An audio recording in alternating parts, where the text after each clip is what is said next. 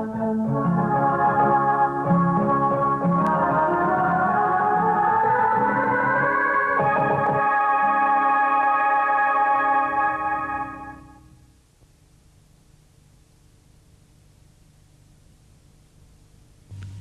viewers, welcome to a program on communication. Communication has been an important aspect for all creatures in their daily lives. And we have realized through the years how communication has played a vital role in the progress of various aspects of our lives. Take for instance our civilization, welfare, work atmosphere, relationships, and in various other aspects where we find relevance of. Today, as we move towards busier and faster modes of living in prospect of achievement, progress and harmony, it would be worthwhile now to gear up with the most essential tool that would eventually carry us through to success. This program on communication is a lecture given by Professor B.M. Dheer. The program is divided into 3 parts. So let us get started with the first part of this program, where we shall be dealing with 2 important aspects. Firstly, the importance of communication. How important is communication in our daily lives? Secondly, we shall be looking at communication as a process. So let us now listen to Professor Dheer. Good morning to you. The session today deals with a very important topic, and the topic is communication. We will have a very interactive session because I think that's the best way to learn about communication. And in communication, I will let you know what are the main points for interaction. Firstly, in communication, we will deal with the importance of communication. What is it that makes communication so very important? So, the main topic, communication, the first point for interaction, we will deal with the importance of communication.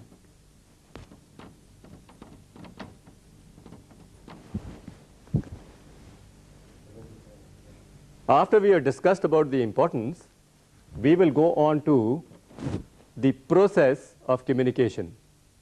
How does communication take place, and what are the different elements in the communication process?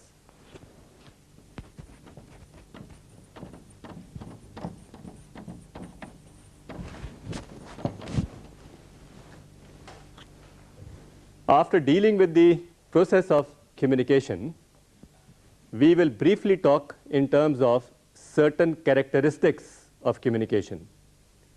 See, the reason is that we have a certain model which depicts the communication process.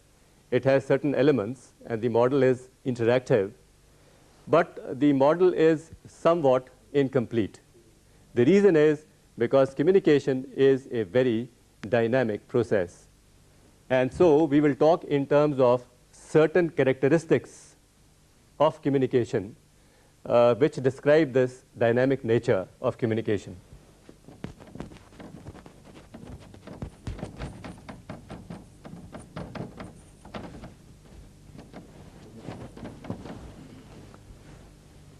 Then we will also briefly touch upon the different types of communication.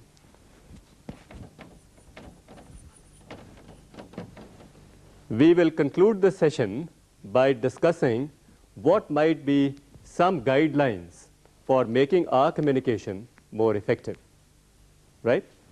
So, in the end, we will deal with certain guidelines for effective communication.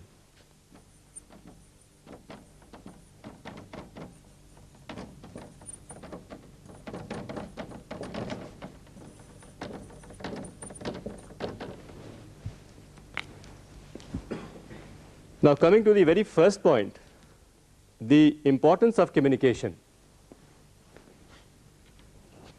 See, you will all agree that in any work situation, in any job setting, job-related knowledge and skills are indeed very, very essential for achieving success. but you will also agree that success to a very large extent is dependent on effective communication. That is, how good are we at communicating with other people? And you will also find that on an average, any professional or any business executive in your own setting, he would spend something like 75 to 80% of his time communicating.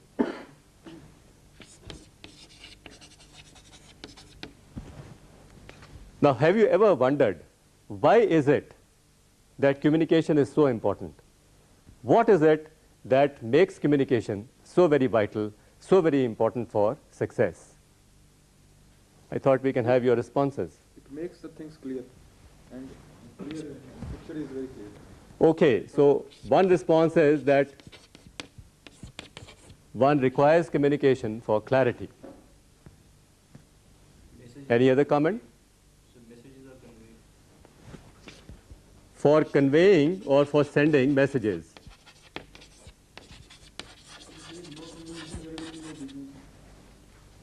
Okay, we also have a very, very interesting comment. And the comment is, if there is no communication, there would be no business. Okay? Can you elaborate that?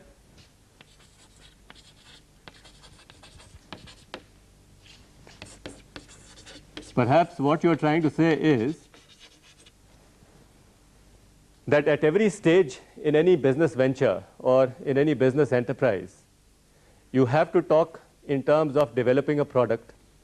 You have to convince people why that product is superior to some already available or existing product. So it's a question of producing the product. It's a question of convincing people. It's a question of telling and selling. Okay? Or we can say the same line in that communication is a nervous system of every business. Okay. So that even goes one step further and says that it's the nerve center. It's the nerve center of any business enterprise. Now, apart from telling and selling, you also require communication for understanding. Okay? You do require communication also for decision making. Why? Because in any decision making activity, you have to have a certain amount of information. And when you look for information, you have to elicit this information from various sources. So obviously, communication is required. Right, so we have 3 points. You require communication to be able to say exactly what you want to say, clarity. You want to send some message across to somebody else, so you require communication. And of course, we have that communication is very essential for any successful business enterprise, because we need communication to tell people, we need communication to sell things, we need communication to understand certain problems, to solve problems, and we need communication very much, obviously, for decision making, which is a very vital function of management. Any other response?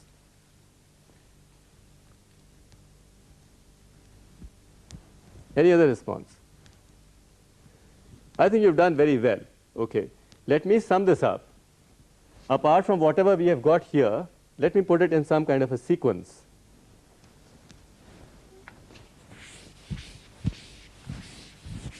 Whether we are talking in terms of our own business setting, or we are talking in terms of any organizational setting, communication is important.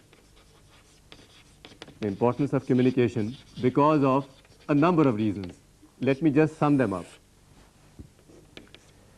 Firstly, communication is essential for giving instructions. Okay?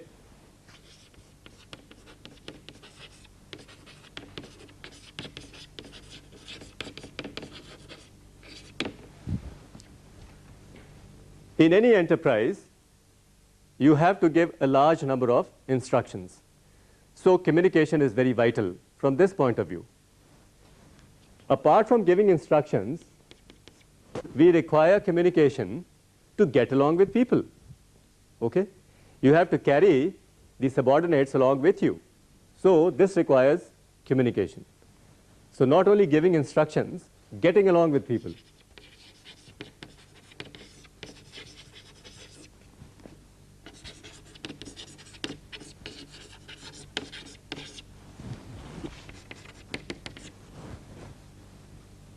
one person, one individual may have a certain idea, and he is interested in sharing this with other colleagues, sharing it with superiors, sharing it with the subordinates. So how do you share your experiences? How do you exchange ideas? You can do this only through communication.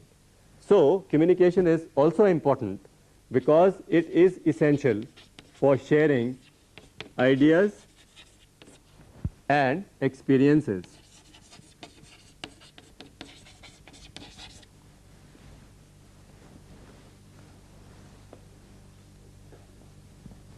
Right?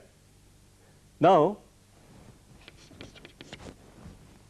many a time in our work setting, we have to explain precisely a certain job function, a certain task, okay? The details of a particular function which an individual is supposed to perform. Now, how do you do that? Explaining all these things, that is, explaining the details of any job, the details of any task, or the function to be performed by any individual, this also requires the use of communication. So, explaining any job, any function, or any task, this requires the use of communication.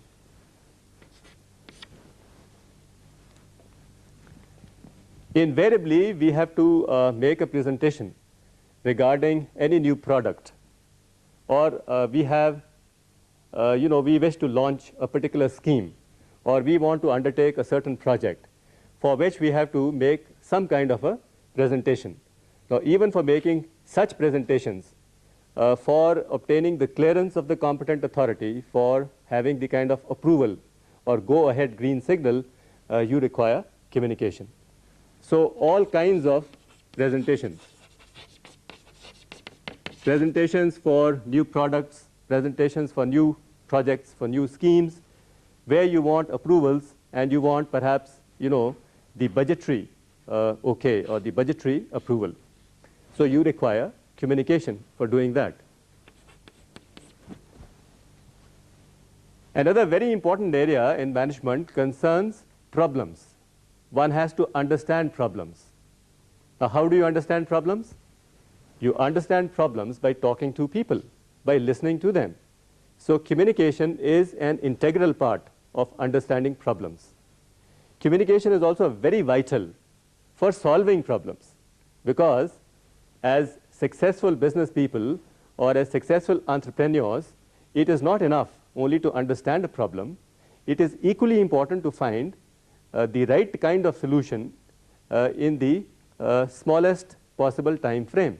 So understanding problems and solving problems, this requires communication.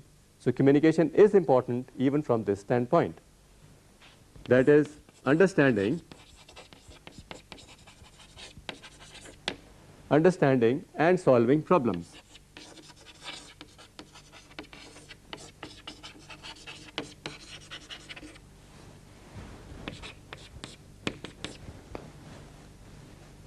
Last but not the least, in any enterprise, in any human endeavor, which is a collective effort, you have to have a very high degree of coordination. What is coordination? Coordination is ensuring that people do not work at cross purposes, but they apply all their efforts in the given broad direction for achieving your organizational goals and objectives. So, communication is very essential for achieving a high degree of coordination.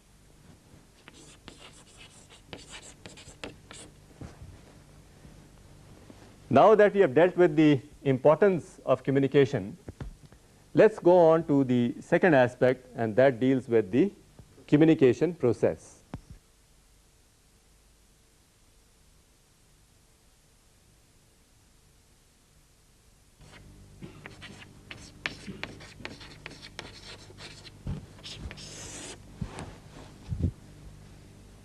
The elements in the communication process are, there has to be a sender and there has to be a receiver.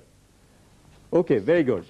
So we have one of the elements has the sender, the other element is the receiver. Can you think of any other element? Some way of interaction. And media. Medium. Very good, very good. One response is that message is very important. In any communication process, there has to be a message. What is it that we wish to communicate? What is it that we wish to transmit? You see, from our end to the receiver. So the message has to be there. And as somebody rightly said, the other response is there has to be some kind of a medium. And in our jargon, we call it as the channel of communication. So we sometimes also refer to it as the transmission channel. So you have to have a transmission channel.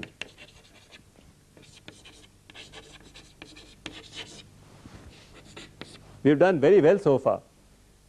Can you think of any other elements which may be there in this kind of a system? You had made reference to a very important element, feedback. Because it's not as if the receiver is passive. The receiver is not a passive sponge. Okay? He is responding, he is reacting. So you have another important element, that is feedback.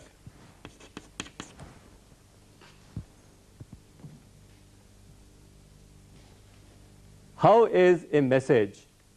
See, where does the message originate? Come on, it's not that difficult. Where does the message originate? Where does it begin? Where is the source of the message? Source of the message is the mind of the sender. There is a certain idea in his mind. There is a certain thought in his mind. And he wishes to share that idea with the receiver. So this is the starting point, the origination of that message. Now this thought which is there in his mind, what happens to it? It has to be transformed. It has to be changed. How is that change taking place? That change is taking place through the encoding process. Encoding process. What is this encoding? Let me just explain to you. Whatever thought originates in the mind of the sender, that is converted, that is expressed in terms of certain words or in terms of certain symbols. So the thought may be verbalized. This is what we call as encoding. The thought which is there in our mind, how do you express it? We invariably express it by using words, and we also express it by using symbols.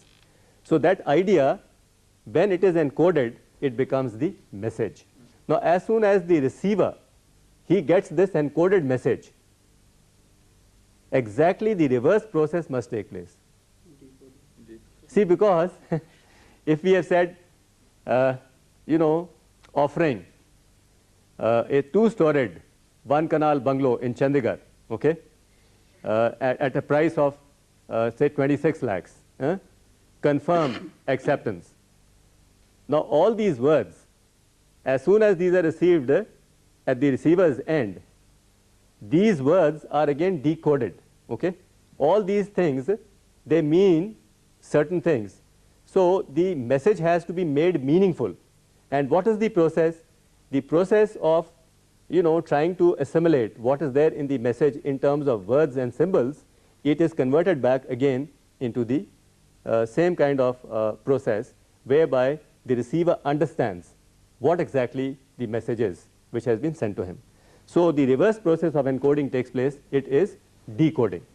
That is, the words and the symbols are converted back into the original idea. So decoding. See, the manner in which we are discussing it, it looks so simple. It is oversimplistic. It means that the receiver, he receives exactly what we intend him to receive. Does that happen in real practice? It doesn't. You had a small exercise before we started the formal interaction with you, and you found that there is a lot of communication gap. There is a lot of distortion. And why is that distortion taking place? that distortion is taking place because of the element of noise. The element of noise. Now, I will briefly explain that the noise is not only the physical noise. See, like the noise, the sound of the traffic on the road, which can be heard inside an office room, and it creates, it interferes with understanding what the other person may be trying to tell us, okay? Because it is a distraction. That sound of the traffic on the road, which is being heard inside a conference room, is distracting. So this is a physical noise. But noise can also be physiological. For example, if I am suffering from a severe headache and you are trying to tell me something, you are trying to pass on a message to me, because of the physiological noise, that is the headache, I may not be able to concentrate and may not be able to receive your message. So the noise may be physical, it may be physiological. Apart from that, the noise may also be psychological. I may be having a certain bias. I may be having a very strong prejudice, okay? I may have some fear. Some fear may be there, manifestation. And I may be preoccupied. These are all this kind of a noise is categorized as the psychological noise. And what is noise doing? Noise is distorting the message. And of course, apart from that, the ninth element also is very important. It is called as the environment. Now this environment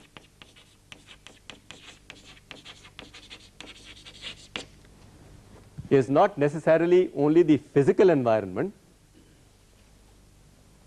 An environment in what context? Environment of the sender and environment of the receiver.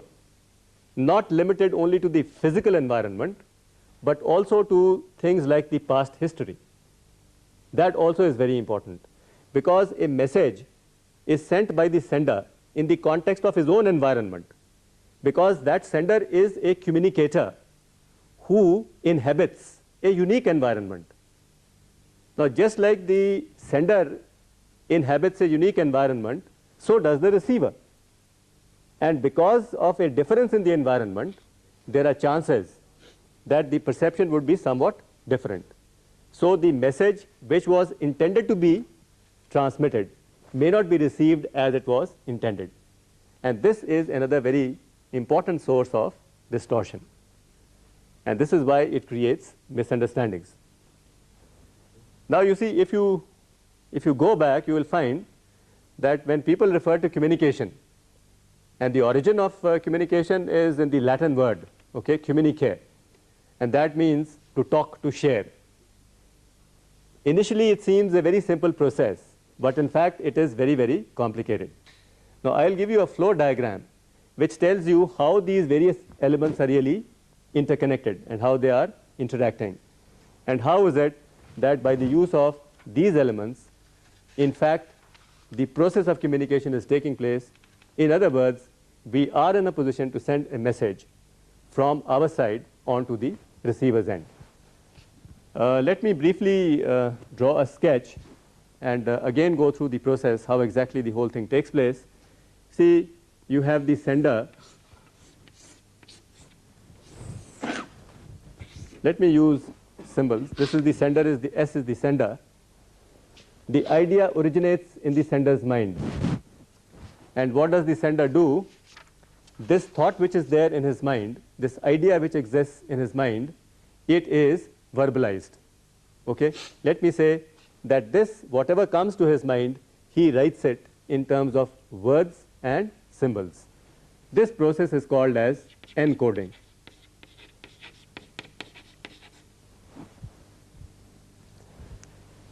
So the sender having the thought which is converted into words and symbols, this is the encoding part.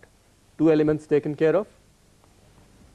After encoding, this message, let me say this becomes the message now. this message is sent through the transmission channel. And transmission channel, the message then reaches the receiver.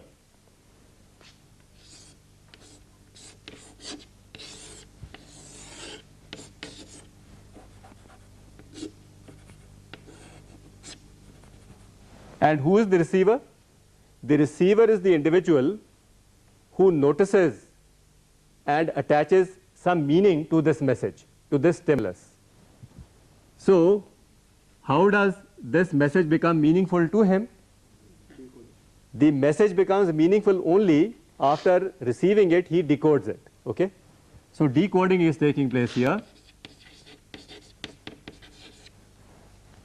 And after decoding, there is a role reversal, because this person has to pass on the feedback to the person who initiated the message. So, what happens? This person now becomes the sender. This receiver now becomes the sender for giving the feedback, and whatever is the meaning which he has understood from the message which he received, okay, after decoding he has a certain understanding, and if he wants to give a feedback, whatever is his understanding, he again encodes it. Okay?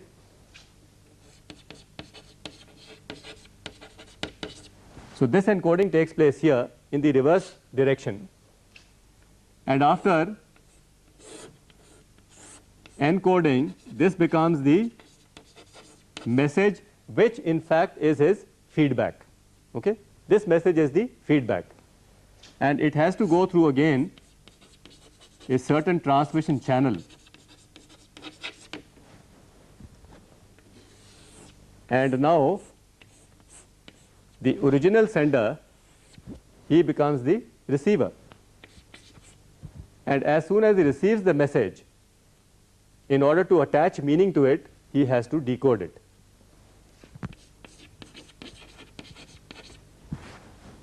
Where does the noise come in? Noise comes in all these elements, okay? And noise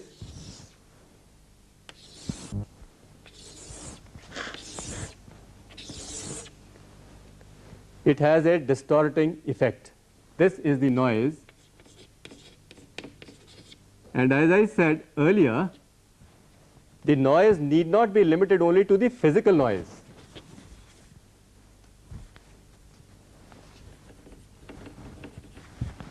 You see, these lines that I have shown here, these are the noise lines. Okay? This is the representation of noise which is trying to interfere with the message right at the encoding, decoding stage, or at the transmission stage or at the receiving stage. These lines here, these are representing the noise, which is an interference. And the noise, I said earlier, noise can be either physical noise, and physical noise are for example, the external sounds. And the external sound is, say, the screeching of cars on the street, and some of that is coming in and is being heard in the conference room. It is distracting people. It need not be only an external sound. It may be a certain smell in a room. Somebody is smoking inside the room, and you find that the tobacco smoke is obnoxious. Even that is noise, in the sense that it interferes with you are concentrating on what is being transmitted onto you. The second kind of noise, so first is the physical, then is the physiological. Can you think of any example of the physiological noise? I gave you one example earlier on.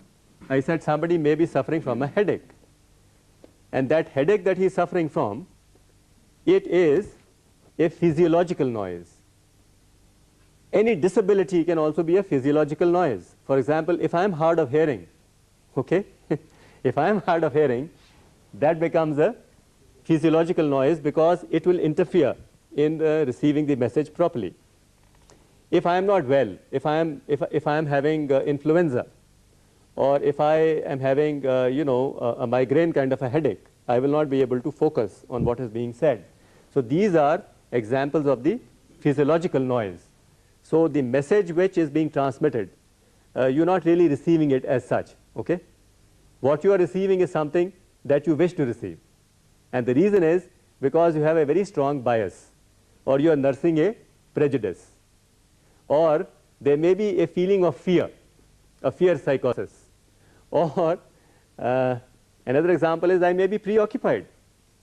Because I am preoccupied, somebody is, if I have to rush for a meeting and somebody comes to me and is trying to tell me something, you will find that you are not very receptive because your own preoccupation, and that is you have to attend an important meeting, that is trying to obliterate whatever the other person is saying.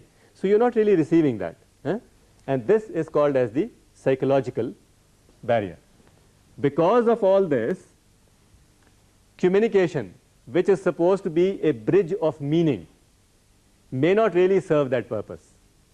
People normally say that communication is very important. People say that communication is very important. Why? Because it provides a bridge of meaning. It provides a bridge of meaning. And what is this bridge? People use this bridge, okay, to go across the river of misunderstanding and to meet people. But what happens? Because of the noise, etc., there may still be some part of that river of misunderstanding which remains uncrossed or uncovered. So communication then, in that case, would not be fully the bridge of meaning, because there is some gap in that. Okay? Now, you might ask me, where does the ninth thing fit into it? The ninth thing is the environment. As I said, environment is very important. And environment would be, this may be the environment of,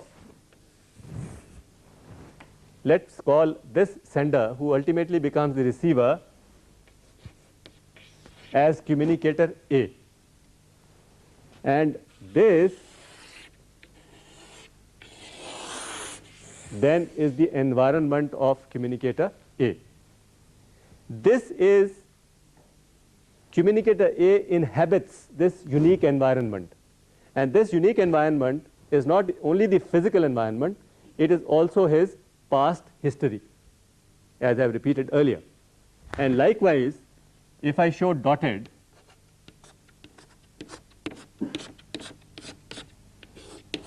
this may be the environment which is unique to the receiver here. We call him communicator B.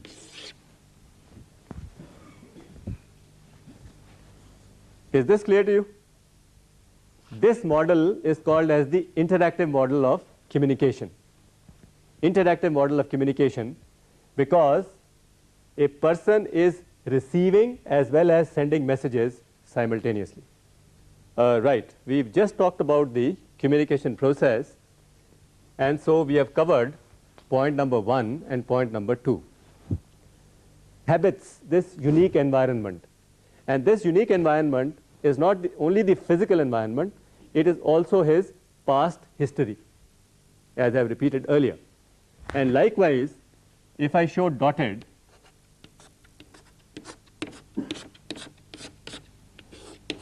this may be the environment which is unique to the receiver here. We call him communicator B.